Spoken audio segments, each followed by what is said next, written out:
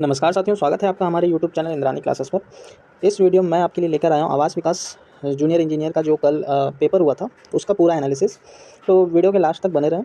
इसमें आपको पूरा कंप्लीट सिविल इंजीनियरिंग से जो पेपर हुआ था जूनियर इंजीनियर का उसका पूरा एनालिसिस कराया जाएगा। तो वीडियो को देर न करते हुए वीडियो को हम शुरू करते हैं, ठीक है। लेकिन उससे पहले अगर आप नए हैं तो चैनल को सब्सक्राइब कर लें और वीडियो को लाइक कर दें और शेयर कर दें, ठीक है। तो आइए हम वीडियो को शुरू करते हैं।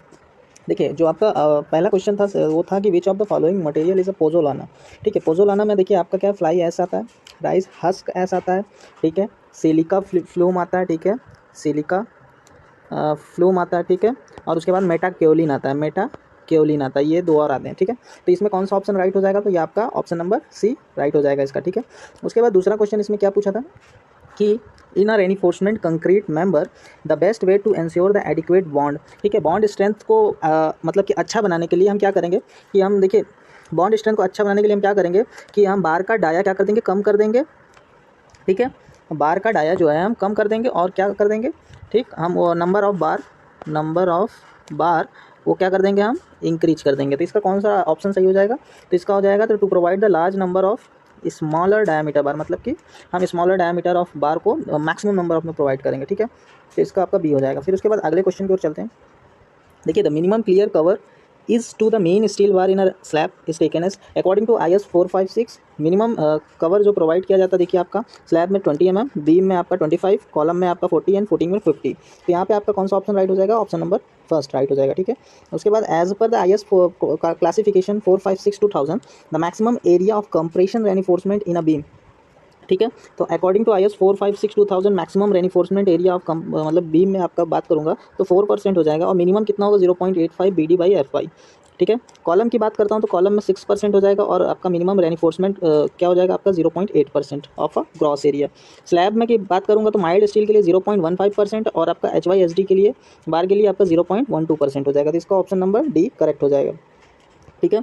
क्वेश्चन की तरफ चलते हैं। देखिए लिखा गया, consider the following statement about the rectangular column and choose the correct option. ठीक है, करेक्ट ऑप्शन चूज करना है। तो पहला आपका क्या दे रखा है, स्टेटमेंट पहला दे रखा है कि मिनिमम नंबर ऑफ लॉन्गिट्यूडनल मतलब बार्स एल बी या 4। मतलब जब रेक्टेंगुलर कॉलम की मैं बात करूंगा तो उसमें क्या हो जाएगा कि जो मेरा मिनिमम नंबर ऑफ बार होती है वो कितना होना चाहिए, एटलीस्ट 4 कम से कम होनी चाहिए। तो पहला वाला ऑप्शन मेरा क्या है, राइट है। दूसरा मैं बात करूंगा तो the bar shall not be less than 12 mm diameter, ठीक है। हाँ, ये भी सही है। देखिए यहाँ पे आपका एज पर IS 456 इन्होंने क्या रखा है कि जो बार होगा वो shall not be less than 12 mm in a diameter. और रेक्टेंगुलर के लिए आपका कितना हो जाएगा 4 और सर्कुलर के लिए 6 हो जाएगा। तो इसमें आपका क्या होगा, both statement are correct, option number 3 मतलब सी वाला हो जाएगा, मतलब 3 वाला, ठीक है। उसके बाद कह रहा है कि hourly variation factor is usually as, देखो आवरली वेरिएशन फैक्टर इज 1.5 होता है, ठीक है। मतलब कि hourly variation is 1.5 into average, ठीक है, एवरेज आवरली वेरिएशन, ठीक है, एवरेज आवरली वेरिएशन। और फिर अगले क्वेश्चन की ओर हम चलते हैं। लिखा है कि which of the following pipe material is suitable for the hot water supply. ठीक है, ये लास्ट ईयर DFC का जो पेपर हुआ था उसमें ये वाला क्वेश्चन आया था। तो इसका देखिए हॉट वाटर और कोल्ड वाटर सप्लाई के लिए हम कौन सा पाइप यूज करते हैं, तो क्लोरीनेटेड पॉलीविनाइल क्लोराइड पाइप, मतलब CPVC पाइप। इसका ऑप्शन कौन सा हो जाएगा? ऑप्शन नंबर 20 का सही होगा, ठीक है। उसके बाद अगले क्वेश्चन की ओर चलते हैं। तो देखिए, the amount of residual chlorine left in a public water supply for a safety against pathogen bacteria. तो ये आपका कितना होना चाहिए, मतलब जो रेसिडुअल क्लोरीन है वो पानी में कितना छोड़ देना चाहिए, मतलब बचा रहना चाहिए, तो आपका 0.2 से 0.5 mg/लीटर के हिसाब से होना चाहिए। यहाँ पे आपका ऑप्शन नंबर बी बिल्कुल करेक्ट है, ठीक। उसके बाद आपका 9वें क्वेश्चन की ओर चलते हैं। The most common cause of acidity in natural water. देखो एसिडिटी मतलब नेचुरल वाटर की का अम्लीय होने का सबसे बड़ा कारण कार्बन डाइऑक्साइड गैस है। तो इसका ऑप्शन नंबर डी हो जाएगा सही, ठीक है। Which of the following test is perform to detect the presence of the faeces in a drinking water, मतलब ह्यूमन एक्सक्रेटा। देखिए ड्रिंकिंग कहने का मतलब ये क्वेश्चन का है कि ड्रिंकिंग वाटर को हम कैसे मतलब कि उसका टेस्ट करेंगे।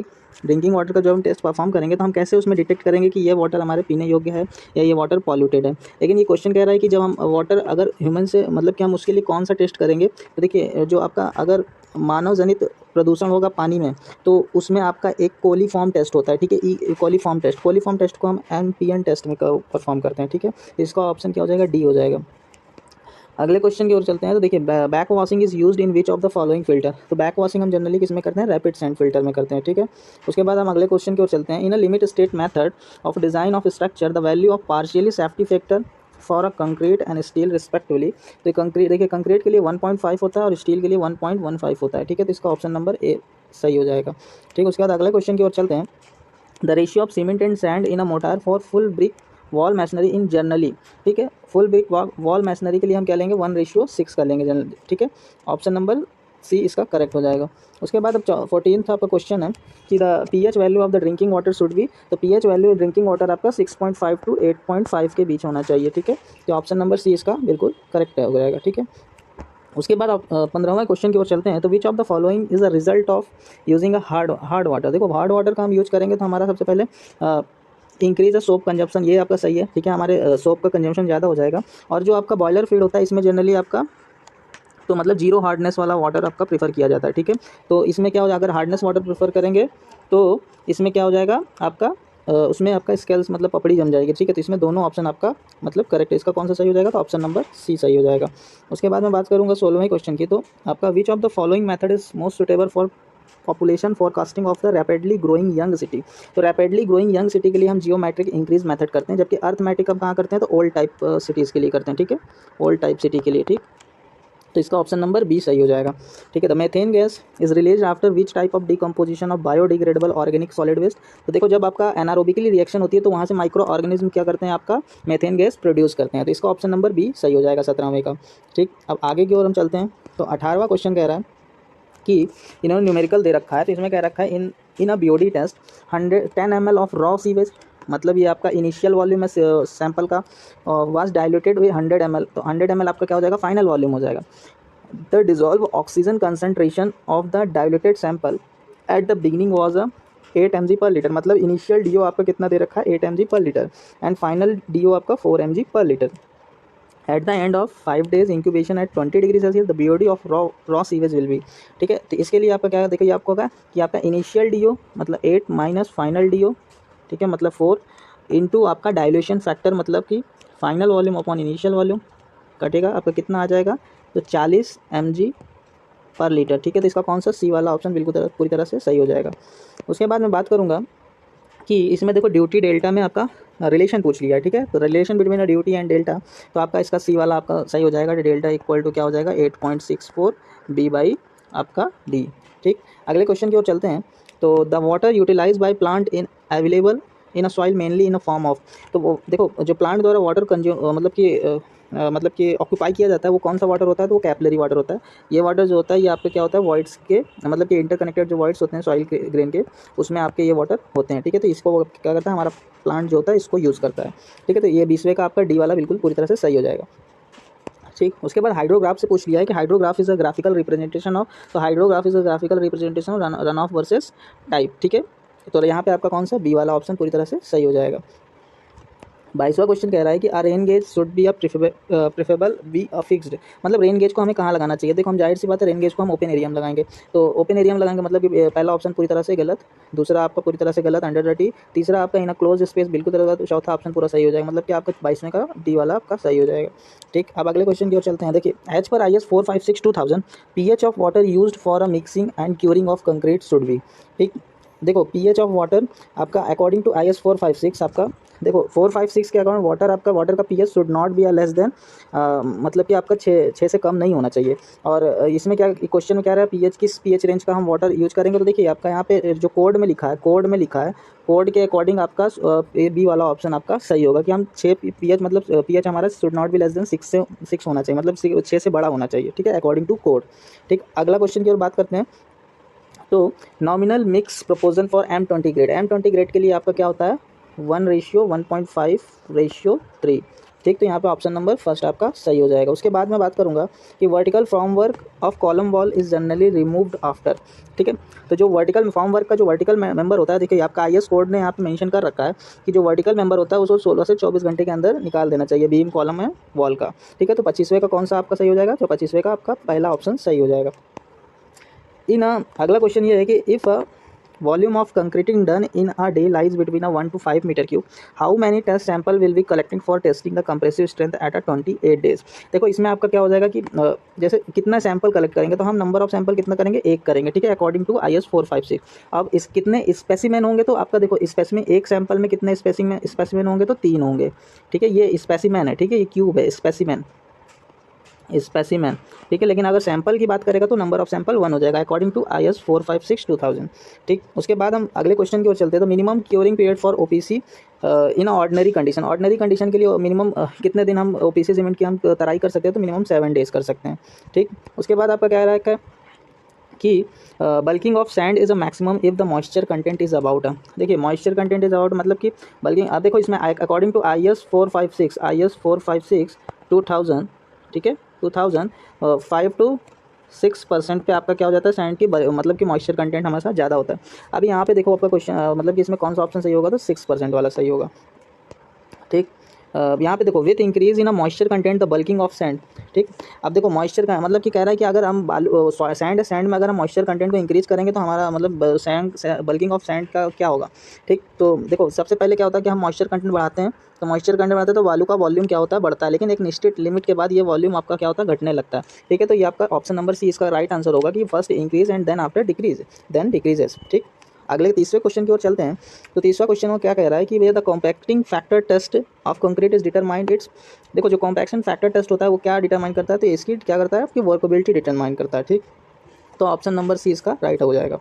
उसके बाद हम अगले क्वेश्चन की ओर चलेंगे। एक तीसरा क्वेश्चन कह रहा है according to seismic zoning map of country India is divided into the how many seismic zone, तो इंडिया आपका किसमें डिवाइड किया है, 4 सिस्मिक जोन में डिवाइड किया गया।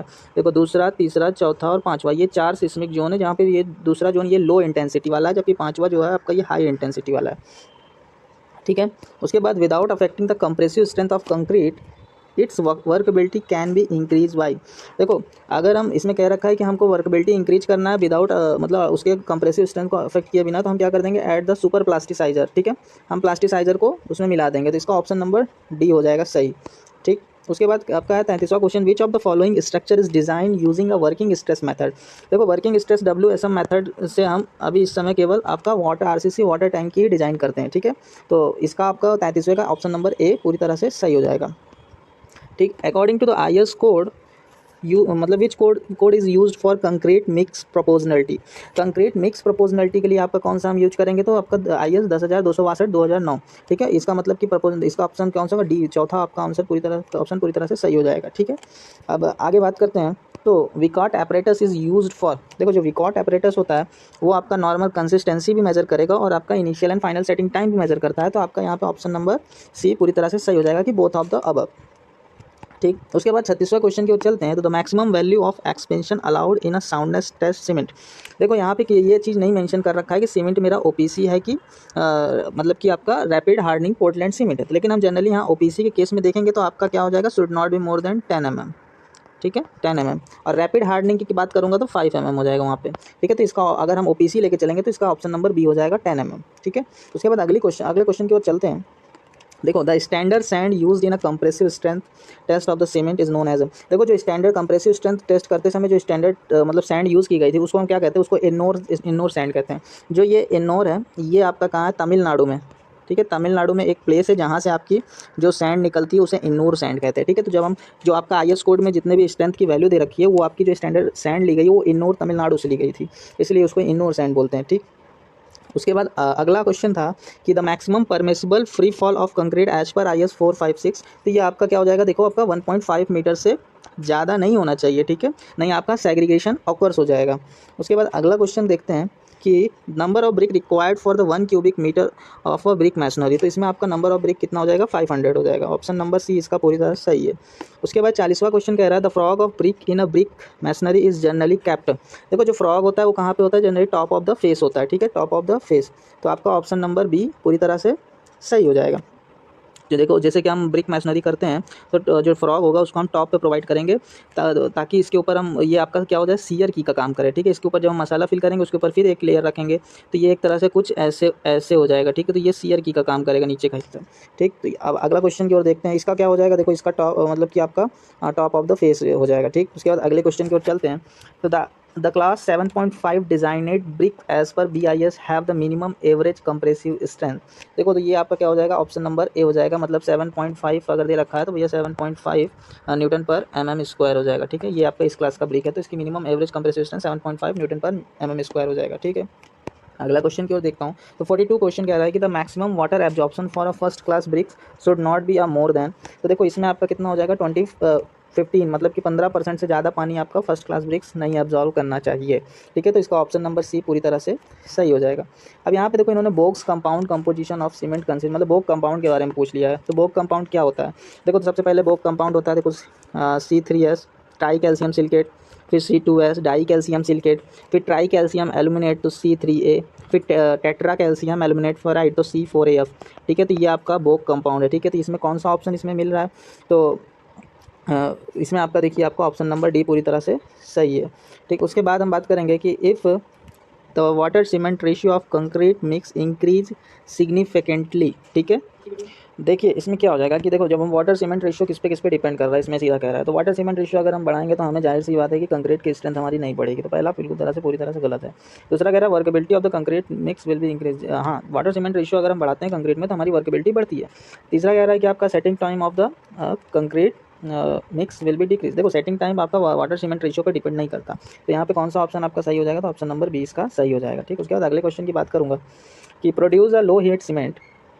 ठीक है, लो हीट सीमेंट की मैं बात कर रहा हूँ। लो हीट सीमेंट बनाने में हम क्या करते हैं? देखो लो हीट सीमेंट में आपका सबसे ज़्यादा मतलब कि जो C3A होता है, C3A ट्राई कैल्शियम एल्यूमिनेट है, इसको हम क्या कर देते हैं? रिड्यूस कर देते हैं। ठीक है, पूरे कंटेंट में। तो हमारा क्या होता है? लो हीट सीमेंट मतलब बन जाता है। ठीक है, सबसे ज़्यादा जो अगर देखा जाए मतलब अगर मैं हीट ऑफ हाइड्रेशन की बात करूँ, सबसे ज़्यादा क्या हो जाता है? सबसे ज़्यादा कौन इसमें से हीट ऑफ हाइड्रेशन? देखिए जब हाइड्रेशन होता है तो हाइड्रेशन में सबसे ज़्यादा जब हीट प्रोड्यूस कौन करता है? तो वो आपका C3A करता है। ठीक है, उसके बाद आपका कौन करेगा? तो वो आपका C3S करता है। फिर उसके बाद आपका C4AF, फिर सबसे कम कौन करता है? तो C2S करता है। ठीक है, तो ये आपका सीक्वेंस होता है हीट प्रोड्यूशन में। तो लो हीट सीमेंट बनाना है तो हम C3A के परसेंटेज को क्या कर देते हैं? कम कर देते हैं। ठीक है, तो इसका आपका ऑप्शन नंबर सी सही हो जाएगा। उसके बाद 46वां क्वेश्चन की ओर चलते हैं। तो देखो minimum and maximum setting time of OPC मतलब ऑर्डिनरी पोर्टलैंड सीमेंट का। तो मिनिमम इनिशियल सेटिंग टाइम आपका क्या होता है? आधा घंटा मतलब 30 मिनट। और आपका जो फाइनल सेटिंग टाइम होता है वो 10 घंटे होते हैं। ठीक है, तो मतलब कि आपका 600 मिनट। ठीक है, 600 मिनट। तो इसमें आपका कौन सा ऑप्शन सही हो जाएगा? तो देखो 30 और 6 रिस्पेक्टिवली, तो आपका ऑप्शन नंबर ए पूरी तरह से सही हो जाएगा। उसके बाद बात करूँगा तो एडिलेड मतलब जो एलिडेड होता है वो जो प्लेन टेबल सर्वेइंग में उसका ये काम क्या होता है? तो देखो एलिडेड होता है उसका काम आपका होता है आपका साइटिंग द ऑब्जेक्ट। ठीक है, और जो फ्रॉग होता है ना, फ्रॉग उसका काम आपका सेंटरिंग का होता है। तो इसका ऑप्शन नंबर डी पूरी तरह से सही हो जाएगा। उसके बाद हम बात करेंगे कि अगले क्वेश्चन की कि टोपोग्राफिक जो मैप होता है वो क्या क्या आपका मतलब रिप्रेजेंटेट करता है। तो देखो जो टोपोग्राफिक मैप होता है किसी कंट्री के मतलब कि हाँ एरिया मतलब कि जो लैंड लाइन होती है और नेचुरल बॉडीज़ होती है, ऑल मैन मेड फीचर्स होते हैं अर्थ पर, उसको आपका क्या करता है? रिप्रेजेंटेट करता है। तो देखो पहला ऑप्शन आपका देख रहे हैं कि only natural features on earth. ठीक है, option number B are only man made features of the earth. ठीक है, ये दोनों आपका कंबाइंड होता है, इसलिए ऑप्शन नंबर आपका सी हो जाएगा, जिसमें लिखा है कि both natural and man made features of earth. ठीक है, तो इसका ऑप्शन नंबर सी हो जाएगा। अगला क्वेश्चन की ओर चलते हैं। 49वां क्वेश्चन है कि which of the statement is incorrect about the contour. देखो कंटूर का में कौन सा स्टेटमेंट इन चारों में से गलत है जो कंटूर के लिए नहीं मतलब गलत है कंटूर के लिए? तो ऑप्शन ए कह रहा है कि भाई contour are the line joining the point of equal elevation, ये पूरी तरह से सही है। ठीक है, उसके बाद मैं कह रहा हूँ कि two contour usually don't intersect each other, ये भी सही है। ठीक है, उसके बाद कह रहा है contour lines draw using a compass सर्वे, नहीं ये गलत है। ठीक है, जो कंटूर होता है, कंटूर आपका देखो एलिवेशन मेजर करता है, तो मतलब उसके लिए आपका जैसे एबनी लेवल हो गया, ये सब आपका यूज़ होंगे। ठीक है, जो एलिवेशन आपके का जो आप जबकि कंपास आपका क्या होता है? ये एंगल मेजरमेंट करता है। तो इस वाले मतलब कि और ऑप्शन पढ़ने की जरूरत नहीं है। इसमें कौन सा ऑप्शन सही हो जाएगा? तो इसमें तीसरा ऑप्शन सही हो जाएगा, क्योंकि यहाँ पे इनकरेक्ट बोला है। ठीक, उसके बाद अगले क्वेश्चन की ओर चलते हैं। तो देखो जो टोटल स्टेशन होता है, टोटल स्टेशन कह रहा है कि total station can be use for it measurement of. अब देखो टोटल स्टेशन जो होता है वो आपका हॉरिजॉन्टल एंगल और वर्टिकल एंगल तो मेजर करता है, प्लस वो हॉरिजॉन्टल डिस्टेंस भी मेजर कर देता है। और आपका देखो हॉरिजॉन्टल मतलब कि दो पॉइंट के बीच में एलिवेशन है, मतलब वर्टिकल डिस्टेंस भी मेजर करता है। तो इसका आपका चौथा ऑप्शन पूरी तरह से सही हो जाएगा 50वें क्वेश्चन का। अगर आपने चैनल को अभी तक सब्सक्राइब नहीं किया तो चैनल को जरूर सब्सक्राइब करें, वीडियो को लाइक जरूर कर दें। देखिए अगला क्वेश्चन ये है कि the minimum number of satellite which are required to be visible from the place for its accurate position determination of. देखो इसमें क्या है कि इसमें ये मतलब कि सैटेलाइट के बारे में पूछा है, कितने सैटेलाइट है किसी भी मतलब कि ऑब्जेक्ट का अगर एक्यूरेट पोजीशन और प्लेस दिखाना है तो हमें कितने सैटेलाइट यूज़ करने हैं। ठीक है, तो इसमें देखो आपका यहाँ पे दे रखा है कि फॉर अगर स्टेशनरी कोई ऑब्जेक्ट है, जैसे कि कोई आपका स्थिर बॉडी है, उसके लिए उसका अगर हमें एग्जैक्ट पोजीशन बताना है तो उसमें आपको कितने number of satellite 3 number of satellite required है। जबकि जैसे कोई मूविंग ऑब्जेक्ट है तो उसमें कितने मूविंग ऑब्जेक्ट के कम से कम 4 सैटेलाइट आपको ज़रूरी है, ठीक है। अब यहाँ पे देखो क्वेश्चन में कह रहा है कि minimum number of satellite which are required to visual from a place for its accurate position determine. इसमें एक मतलब कि किसी भी कम से कम कितने सैटेलाइट हम किसी एक मतलब कि पॉइंट किसी भी लोकेशन का, अगर किसी भी लोकेशन पे किसी ऑब्जेक्ट का हम बोल रहे हैं, इसमें तो ये लिखा नहीं है कि हम मूविंग ऑब्जेक्ट की बात करें, बस इन्होंने कह दिया है किसी भी प्लेस पर किसी भी चीज़ की अगर एक्यूरेट पोजीशन बताना है तो हम कितने सैटेलाइट का यूज़ करेंगे। तो मेरे हिसाब से इसमें ऑप्शन नंबर ए सही होना चाहिए, 3 सैटेलाइट का यूज करेंगे, क्योंकि ये आई थिंक ये एसएससी जेई का क्वेश्चन है प्रीवियस ईयर।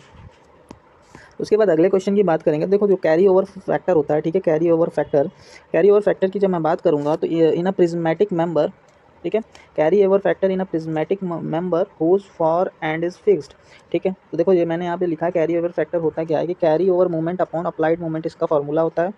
अगर मतलब जिसका मतलब कि एक एंड फिक्स हो, जैसे कि आपका ये हुज फॉर एंड सॉरी, जैसे कि आपका मैं बात करूँगा कि देखो जिसका फॉर एंड फिक्स होगा तो उसमें कैरी ओवर फैक्टर उसका 1.2 हो जाएगा, ठीक है। जैसे कि मैं बात करूँ अगर जैसे सिंपली सपोर्टेड बीम है, ठीक है, अगला हिस्सा इसका हिस्सा पूरी तरह से फिक्स हो, ठीक है, तो इसके लिए आपका क्या हो जाएगा 1.2 हो जाएगा, ठीक है। और अगर जैसे कि यहाँ पे तो मैंने लिख दिया है कि when the for and hinge है तो आपका कैरी ओवर फैक्टर 0 हो जाएगा, फॉर अ कैंटिलीवर बीम आपका क्या हो जाएगा -1 हो जाएगा, ठीक। और उसके बाद अगले क्वेश्चन की, जब मैं अगले क्वेश्चन के लिए बात करूँगा तो इन्होंने बोला है कि कैस्टिलियानो फर्स्ट थ्योरम इज़ अप्लीकेबल, ठीक है। कैस्टिलियानो फर्स्ट थ्योरम, देखो यहाँ पे मैंने दे रखा है कि जो कैस्टिलियानो फर्स्ट थ्योरम है ये इलास्टिक स्ट्रक्चर के लिए होता है, ठीक है। तो इसमें देखिए ऑप्शन में क्या क्या हो जाएगा कि लीनियर इलास्टिक मतलब कि देखो first theorem is applicable to the linear और non linear elastic structure in which the temperature is constant, अगर टेम्परेचर कांस्टेंट है एंड सपोर्ट आर अनयील्ड है, ठीक है, सपोर्ट अनयील्ड है तो उसके लिए। तो फॉर स्टैटिकल डिटरमाइंड स्ट्रक्चर्स, ठीक है, no for when the system behave elastically, ठीक है। तो इसका आपका ऑप्शन नंबर बी हो जाएगा सही, कि जब सिस्टम इलास्टिकली बिहेव कर रहा हो तब हम आपका क्या करते हैं, कैसे लेना, फर्स्ट थ्योरम आपका एप्लीकेबल है, ठीक। उसके बाद अगले क्वेश्चन की चलते हैं। ये देखिए सॉइल मैकेनिक्स से क्वेश्चन आया है, इसमें क्या कर रखा है इन्होंने कि गामा डी मतलब ड्राई डेंसिटी पूछ रखा है, तो आपका बल्क अपॉन वाटर कंटेंट दे रखा है, तो वाटर कंटेंट आपका ये वाला फॉर्मूला लग जाएगा। इसकी वैल्यू आपकी 22 दे रखी है, इसकी वैल्यू कितनी दे रखी है आपको 10% दे रखी है, मतलब ये हो जाएगा 0.10। तो जो गामा डी की आपकी वैल्यू आएगा गामा डी वो आपका 22 आएगा, मतलब 22 किलो न्यूटन पर मीटर क्यूब आएगा, तो इसका ऑप्शन नंबर सी वाला करेक्ट हो जाएगा, ठीक है। एक मिनट सॉरी यहाँ पे आपका देखिए, यहाँ पे ऑप्शन नंबर जो आपका ऑप्शन नंबर सी जो है वो नहीं करेक्ट होगा। यहाँ पे देखिए इसको जब हम सॉल्व करेंगे तो ये आपका कितना आएगा, देखिए यहाँ पे हम जब सॉल्व कर रहे हैं तो यहाँ पे आपका कितना आएगा 20 आएगा, ठीक है, 20 किलो न्यूटन पर मीटर क्यूब। तो ऑप्शन नंबर बी इसका करेक्ट हो जाएगा, ठीक। ऑप्शन नंबर बी आपका करेक्ट हो जाएगा। उसके बाद आप देखिए अगले क्वेश्चन की हम जब बात करेंगे तो आपका देखिए यहाँ पे इन्होंने क्या रखा है कि the ratio of volume of voids, मतलब volume of voids to the total volume, ये आपका क्या कहलाता है, पोरोसिटी कहलाता है, ठीक है। तो इसमें ऑप्शन नंबर बी आपका सही हो जाएगा। उसके बाद हम बात करेंगे, देखिए इनमें रिलेशन पूछ लिया, विच रिलेशन इज़ करेक्ट है। तो यहाँ पे देखो n इक्वल टू, अगर आपका वाइड रेशियो पता हो पोरोसिटी निकालना है तो उसका फॉर्मूला होता है 1+E/1+E, ठीक है। तो इसका ऑप्शन नंबर कौन सा सही हो जाएगा, तो ऑप्शन नंबर इसका बी सही हो जाएगा, ठीक है। उसके बाद आपका 59 कह रहा था relation between young modulus and elasticity, ठीक है। यंग मॉडुलस एंड इलास्टिसिटी का रिलेशन आपका क्या हो जाएगा, तो यहाँ ऑप्शन नंबर सी पूरी तरह से सही हो जाता है। ई इक्वल टू क्या हो जाता है 3 के 1 - 2 म्यू होता है, ठीक। अब अगले क्वेश्चन की ओर हम चलते हैं कि देखो कि इन्होंने क्या कह रखा है कि जब shear stress on a principal plane, देखो प्रिंसिपल प्लेन पर शियर स्ट्रेस की वैल्यू हमेशा क्या होती है 0 होती है, तो ऑप्शन नंबर ए इसका क्या हमेशा क्या हो जाएगा, करेक्ट हो जाएगा। उसके बाद अगले क्वेश्चन की ओर चलेंगे तो इन्होंने कहा है which of the following represent the correct relation between radius of curvature, bending moment and flexural rigidity. तो देखो फ्लेक्सुरल जो आपका बेंडिंग मोमेंट बेंडिंग फार्मूला होता है, ये देखिए यहाँ पे ये होता है MI/FY/E/R, ठीक है। तो ये आपका फार्मूला होता है, इसमें आपका देखो पहला वाला ऑप्शन कह रहा है M/I, ठीक है, और यहाँ पे E/R, तो मतलब कि आपका पहला वाला ऑप्शन पूरी तरह से सही है, ठीक है। अब अगले क्वेश्चन की ओर चलते हैं तो कह रहा है कि बकलिंग, ठीक है, buckling load of the given column depend upon which of the following criteria, कि देखो यहाँ पे मैंने लिख के दिया है पहले से ही कि जो बकलिंग लोड होता है, ठीक है, उसका फॉर्मूला कुछ ये होता है, ठीक है, π² EI/L इफेक्टिव का होल स्क्वायर। और यहाँ पे आपका I इक्वल टू इनर्शिया आपका क्या होता है AK² होता है, मतलब कि लीस्ट लेटरल डायमेंशन जो गायरेशन होता है उसका स्क्वायर आप करेंगे और एरिया से मल्टीप्लाई कर देंगे तो आपका क्या निकल के आएगा, मोमेंट ऑफ इनर्शिया। तो देखो यहाँ पे आपका मैंने शो किया है कि जो आपका क्रिपलिंग लोड होता है, जो बकलिंग लोड होता है वो आपका किसके बराबर होता है, वो आपके मोमेंट लीस्ट लेटरल डायमेंशन के बराबर होता है, और आपका L इफेक्टिव मतलब इफेक्टिव लेंथ के इन्वर्सली प्रोपोर्शनल होता है, ठीक है। तो यहाँ पे इन्होंने पूछा है कि column depend upon which of the following. तो देखो आपका इस बोथ पर आपका डिपेंड होगा, ठीक है, मतलब कॉलम की लेंथ पर भी डिपेंड करेगा और लीस्ट लेटर डायमेंशन पर भी डिपेंड करेगा, ठीक है। तो ऑप्शन नंबर सी इसका राइट होगा। उसके बाद कह रहा है कि 63वां question, effective length of column fixed मतलब ये effective length of column fixed at one end hinge end other end. तो इसके ये देखो एक एंड पे क्या कह रहा है, ये आपका कॉलम का मतलब कि एक एंड आपकी तरह पूरी तरह से फिक्स हो, दूसरा एंड आपका क्या हो, हिंज हो, ठीक है, हिंज हो, दूसरा एंड हिंज हो। तो इसमें आपका कुछ ऐसे बनता है, ठीक है। तो इसमें आपका क्या हो जाएगा, आपका 1/√2 हो जाता है, ठीक है, इफेक्टिव लेंथ। अगले क्वेश्चन की ओर चलते हैं। तो यहाँ पे आपका कह रहा है क्या, सिंपल कैंटिलीवर बीम। देखो जो सिंपल कैंटिलीवर बीम होता है वो स्टैटिकली डिटरमाइंड स्ट्रक्चर होता है। तो ऑप्शन नंबर ए इसके पूरी तरह से राइट है। देखो अगला क्वेश्चन कह रहा है कि CBR test the value of CBR is calculated at. देखो जो CBR की वैल्यू होती है वो जनरली हम 2.5 mm पे लेते हैं, ठीक है। लेकिन इसमें आपका कुछ केस होता है, जैसे कि अगर 5 mm CBR की वैल्यू ज़्यादा आ रही है तो हम एक बार टेस्ट फिर परफॉर्म करेंगे, फिर उसके बाद अगर फिर भी मेरा 5 mm पे आ रही है तो हम मतलब दोनों में जो ज़्यादा होगा उसको ले लेते हैं। लेकिन आपका जनरल केस में आपका 2.5 mm पे ही हम लेते हैं, तो इसका ऑप्शन नंबर ए हो जाएगा। उसके बाद आपका अगला क्वेश्चन है कि what is the value of the broad gauge use in railway track. तो ब्रॉड गेज की बात करूँगा तो 1.676 मीटर आपका इसका आंसर हो जाएगा। तो 66वें का ऑप्शन मतलब आंसर क्या हो जाएगा, बी हो जाएगा।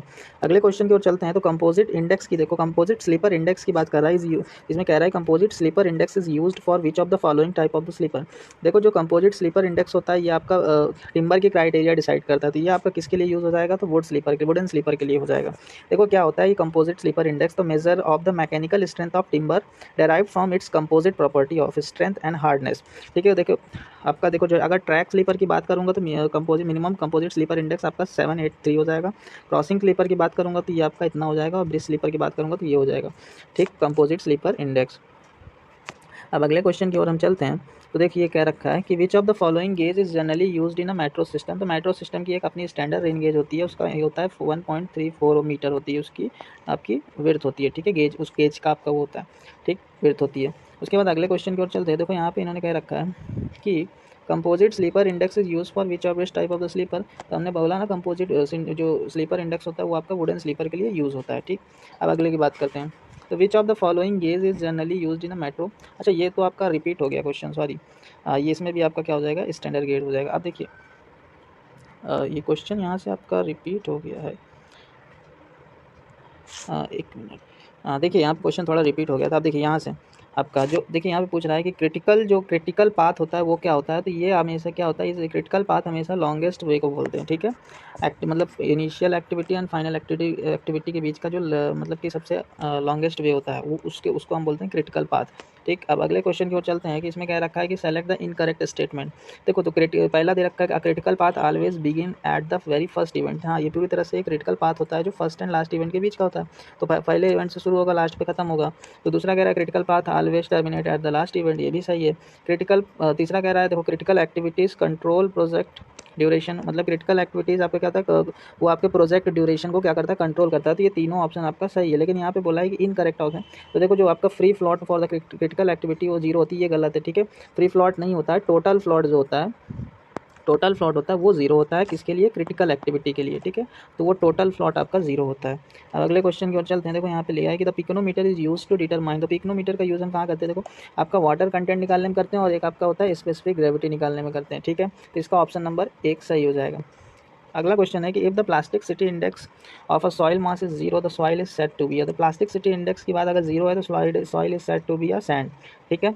तो इसका ऑप्शन नंबर ए सही हो जाएगा। अब अगले क्वेश्चन की ओर चलते हैं कि देखो सैंड का साइज बोल रखा है। तो सैंड आपका 4.75 mm से आपका 75 माइक्रॉन तक होती है। तो ऑप्शन नंबर डी इसका करेक्ट हो जाएगा।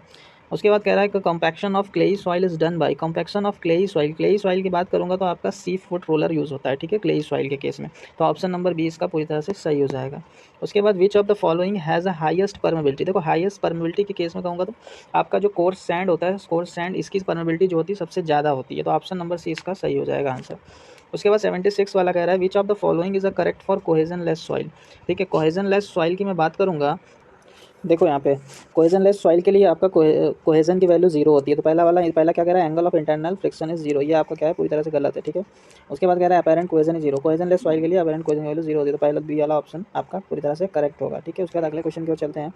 तो अगला क्वेश्चन आपका कह रहा है which of the following is not a type of the shallow foundation. तो सैलो फाउंडेशन में आपका क्या, देखो यहाँ साफ साफ दिख क्या रहा है, पाइल फाउंडेशन, ये आपका डीप फाउंडेशन है। तो आपका यहाँ पे 77वें का ऑप्शन डी हो जाएगा।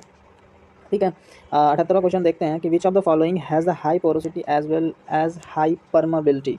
ठीक है, देखिए इसका वाला आपका ऑप्शन मतलब आंसर क्या हो जाएगा, तो एक्वाफर हो जाएगा। ठीक है, अगले क्वेश्चन की ओर चलते हैं कि कह रहा है कि stopping side distance depend upon which of the following. देखो स्टॉपिंग एसएसडी आपका किस पे डिपेंड करती है, तो एसएसडी आपका डिपेंड करती है लॉग डिस्टेंस पे प्लस आपका ब्रेकिंग डिस्टेंस पे।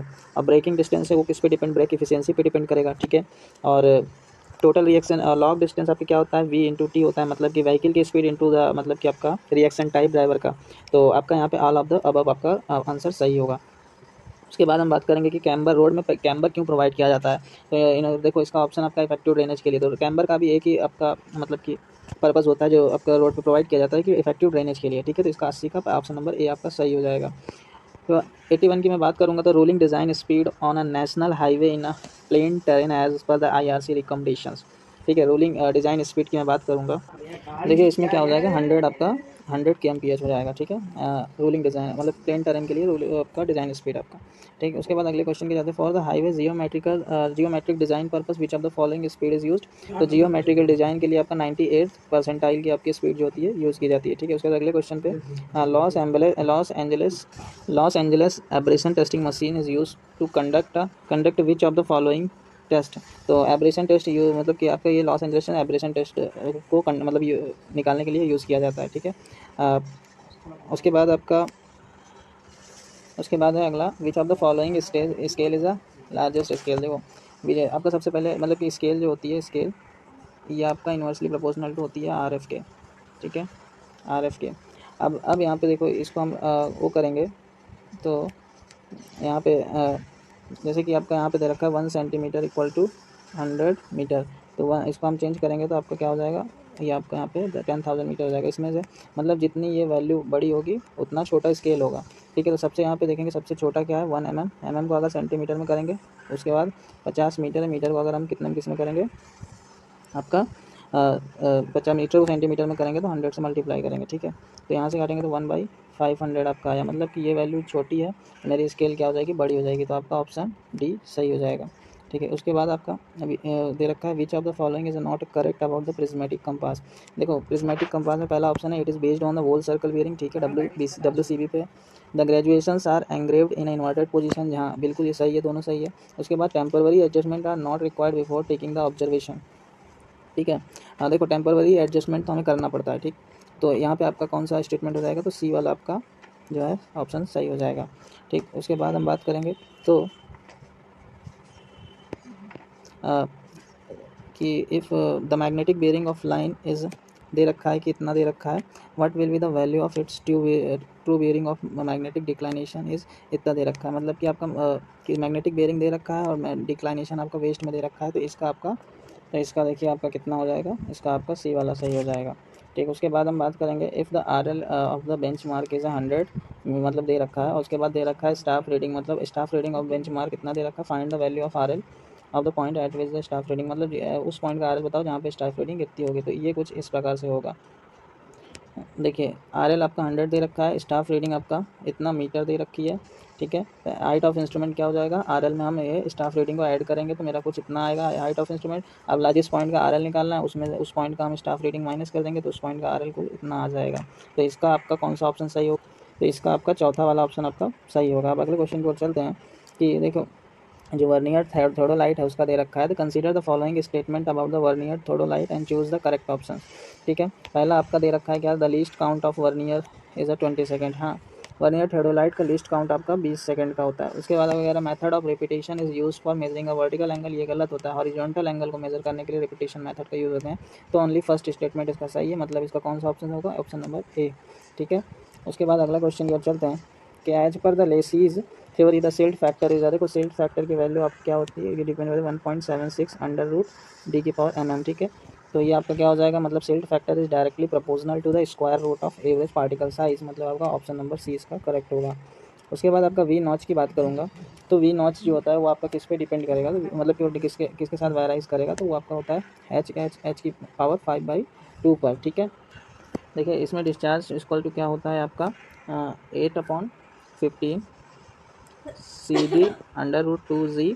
ठीक है, उसके बाद आपका 10 थीटा बाई 2 इंटू एच की पावर 5/2 होता है। तो डिस्चार्ज आपका डायरेक्टली प्रोपोर्शनल होगा एच की पावर 5/2 के, मतलब इसका ऑप्शन नंबर सी करेक्ट होगा।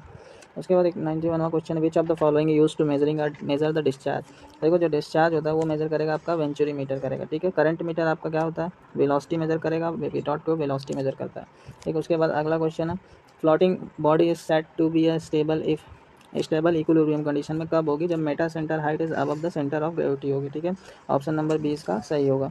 उसके बाद कह रहा है 93 the best hydraulic channel cross section is one which has a best hydraulic channel कब होगा, इकोनॉमिकल क्रॉस सेक्शन जब होगा, ठीक है। इकोनॉमिकल क्रॉस सेक्शन में क्या होगा, जब डिस्चार्ज आपका क्या होगा, ज़्यादा होगा और वेटेड पेरीमीटर आपका क्या हो जाएगा, कम हो जाएगा। तो ऑप्शन नंबर आपका 20 का सही हो जाएगा।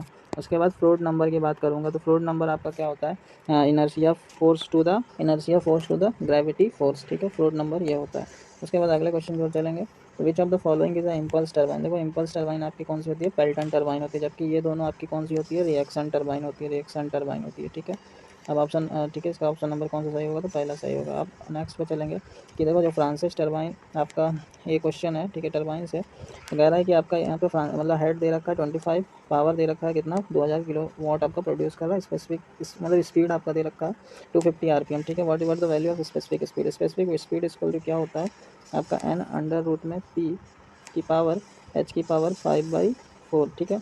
अब इसमें हम पुट करेंगे यहाँ पे p आपका जो पावर होता है वो किलो वाट में हो जाएगा, एन आपका आरपीएम में होता है, पीएम में, ठीक है, और ये आपका हेड होता है। तो इसमें अगर हम वैल्यू पुट करते हैं तो मेरा कितना आएगा 250 अंडर रूट में 2000 अपॉन 25 की पावर 5/4। अब इसको सॉल्व करेंगे तो हमारा सी वाला 200 आएगा, तो इसका आंसर कितना हो जाएगा आपका 200 हो जाएगा, ठीक है। अगले क्वेश्चन की ओर चलते हैं, the number of unknown internal forces in each number of rigid joint plane frame की बात हो रही है, ठीक है। तो मतलब 2D की बात कर रहा है, ठीक। तो प्लेन फ्रेम में आपका कितना होगा 3 होता है रिजिड जॉइंट पे, ठीक। अब अगले क्वेश्चन चलते हैं, pin joint plane frame is unstable, ये आपका ऑप्शन नंबर ए होगा, m+r is less than 2 times of joint, number of joint के अगर ये है ये इतना आ रहा है तो ये आपका प्ले जो भी आपका फ्रेम होगा वो अनस्टेबल फ्रेम होगा, ठीक। उसके बाद अगला चलते हैं कि which of the following is the displacement method of structural analysis. तो डिस्प्लेसमेंट ऑफ स्ट्रक्चरल एनालिसिस में देखो आपका स्लोप डिफ्लेक्शन मेथड आपका होता है, मोमेंट डिस्ट्रीब्यूशन मेथड होता है, डायरेक्ट स्टिफनेस मेथड, ठीक है। तो इसका आपका कौन सा सही हो जाएगा, तो ऑल ऑफ द अबव सही हो जाएगा। उसके बाद आपका 100वां क्वेश्चन है जो उसमें कह रखा है कि रोलिंग लोड दे रखा है, ठीक है, 8 किलो न्यूटन का, rolls along the grinder 15 metre on the absolute maximum bending moment, ठीक है। रोलिंग लोड की बात हो रही है तो मतलब मैक्सिमम बेंडिंग मोमेंट क्या हो जाएगा P/L/4, ठीक। तो यहाँ पे आपका P क्या है, लोड कितना 8 कितना है 15 स्पॉन बाई 4, 4 आपका यहाँ पे आपका 4 दूनी 8 और तो आपका कितना हो जाएगा 30 किलो न्यूटन पर मीटर हो जाएगा, ठीक है। यहाँ पे आपका पूरा 100 क्वेश्चन आपका पूरा सॉल्व हो गया, ठीक। अगर वीडियो आपको अच्छा लगा है तो वीडियो को लाइक कीजिए, चैनल को सब्सक्राइब कीजिए, ठीक है। इसी प्रकार के लेटेस्ट अपडेट के लिए हमारे चैनल से आप जुड़े रहिए। वीडियो के डिस्क्रिप्शन बॉक्स में टेलीग्राम के लिंक है, आप वहाँ जाकर हमारे टेलीग्राम चैनल से भी जुड़ सकते हैं, ठीक है। धन्यवाद।